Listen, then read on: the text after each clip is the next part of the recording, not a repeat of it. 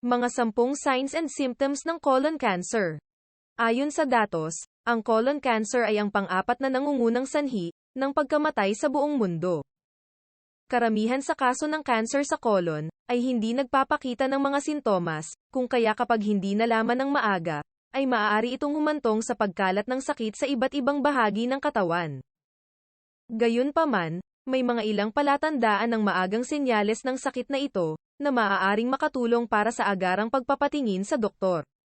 Sa video na ito, ay aming ibabahagi ang mga nangungunang 10 signs and symptoms ng sakit na colon cancer.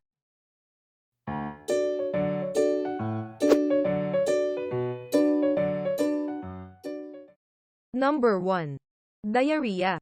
Ang pagtatae o diarrhea ay ang pagkakaroon ng loose water stools na nangyayari sa higit sa 3 beses sa isang araw. Ito ay karaniwang sintomas ng mga kondisyon gaya ng pagkalason sa pagkain, o kaya naman ay ang pagkakaroon ng virus sa tiyan. Ngunit maaari rin itong maging senyales ng colon cancer. Ang pagtatae ay mahalagang mapatingin agad sa doktor lalo na kung ito ay tumagal ng higit ilang araw. Number 2. Pagkakaroon ng dugo sa dumi. Kung may mapapansin ka na matingkad na pulang dugo sa iyong dumi, ay nagpapahiwatig ito ng pagdurugo sa lower intestinal tract o rectum. Maaari mo ring mapansin ang kulay maroon, o mas darker na kulay sa iyong dumi, na maaaring maging tanda ng pagdurugo naman, sa mas mataas na bahagi ng gastrointestinal tract. Ang dugo sa iyong dumi ay maaaring maging sanhi din ng iba pang mga kondisyon, tulad ng almoranas, o anal fissure. Mahalagang kumonsulta sa doktor, upang agad na malaman ang dahilan na dulot ng ganitong pagdurugo. Number 3. Mga pagbabago sa pagdumi. Kung nakakaranas ka ng mga pagbabago sa iyong pagdumi, ito ay maaaring isang maagang senyales ng pagkakaroon ng colon cancer. Ang mga ilang halimbawa ng mga pagbabago sa bowel habits ng isang tao ay ang mga sumusunod. Dalas ng pagdumi, mga pagbabago sa pagbabawas, pagkakaroon ng matigas na dumi, hindi kumpletong bowel movements, at pagnipis ng stools. Ito ay mga hindi normal na pagbabago sa katawan na maaaring sanhi ng iba't ibang mga kadahilanan, tulad ng pagbabago sa dieta, mga hindi ka nais-nais na pagkain, at bacterial o viral infection. Kung ikaw ay nakakaranas ng alinman sa nabanggit, ay mahusay na magpatingin agad sa doktor, upang matukoy ang sanhi ng ganitong karamdaman. Number 4. Hindi maipaliwanag na pagbaba ng timbang. Ang hindi sinasadyang pagbaba ng timbang, ay isang palatandaan ng maraming uri ng cancer, kabilang narito, ang colon cancer. Ang patuloy na pagtatae, hirap sa pagtunaw at pagdigest ng mga nutrients ng ating mga kinakain, kasama na ang kawalan ng ganang kumain, ay nakakadagdag sa pagbaba ng timbang ng mga taong may ganitong kondisyon. Number 5. Anemia. Ang anemia ay isang kondisyon sa kakulangan ng malusog na pulang selula ng dugo, o hemoglobin. Ang mga red blood cells ay responsable sa pagdadala ng oxygen sa mga tissue sa ating katawan. Ang sintomas na ito ay karaniwan sa colon cancer. Ang pagkakaroon ng pagdurugo sa bituka ay maaaring mangyari ng walang anumang kapansin-pansing pagdurugo mula sa rectum o sa pagdumi. Sa makatuwid, kung nakakaranas ka ng fatigue, shortness of breath, at pagkahilo, ay maaaring dahil ito sa anemia na dulot ng colon cancer. Sa kasong ito, mahalagang kumonsulta sa doktor para sa karagdagang pagsusuri, lalo na kung ito ay may kasamang iba pang sintomas.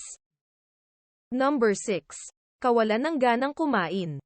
Kapag may colon cancer, ang mga cancer cells ay maaaring maglabas ng mga substances na nagbabago sa kung paano pinoproseso ng ating katawan ang pagkain, na humahantong sa pagkawala ng ganang kumain. Ito ay maaaring mangyari during early and late stages ng cancer. Mas mabuti kung maaga mong mapansin ang sintomas na ito, dahil ang kawalan ng ganang kumain ay maaaring magdulot ng mabilis na paghantong sa malnutrisyon, na maaaring negatibong makaapekto sa iyong pangkahalatang kalusugan. Number 7. Pagduduwal at pagsusuka. Ang mga selula ng cancer ay naglalabas ng mga sangkap na nagdudulot ng pagbabago ng pagproseso ng mga pagkain sa ating katawan. Dagdag pa dito, ay ang pagkakaroon ng rectal tumor, na maaaring makahadlang sa bituka sa loob ng katawan, na maaaring magdulot ng pag-build up ng mga toxins at waste products.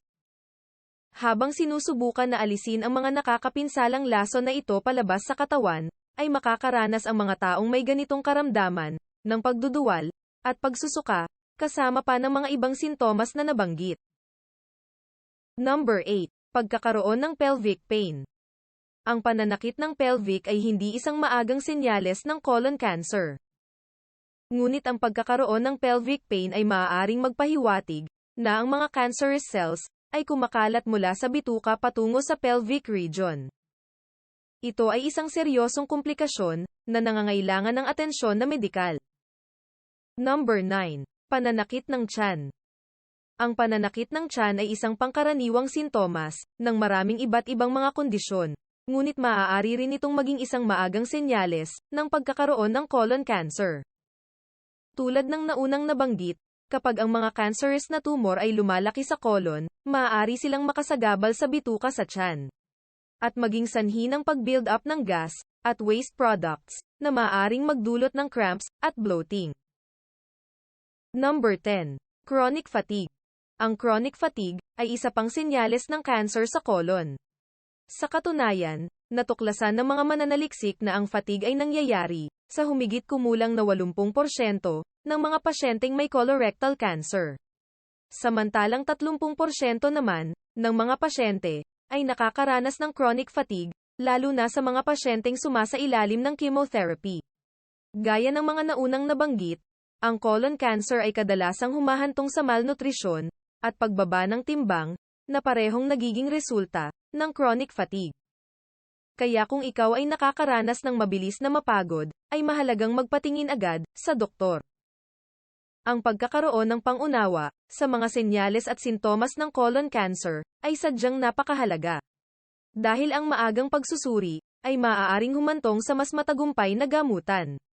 Muling paalala sa lahat, kung makaranas ka ng alinman sa mga sintomas na ating tinalakay, ay mangyaring magpakonsulta agad sa doktor. Dahil ang pagpapatingin ng maaga ay may mas mataas na tsansa na magamot ang colon cancer. Sana ay nakatulong ang video na ito sa inyo. Hangad ko ang mabuting kalusugan para sa ating lahat. Please don't forget to like, comment and subscribe to my channel. Tune in for more health updates.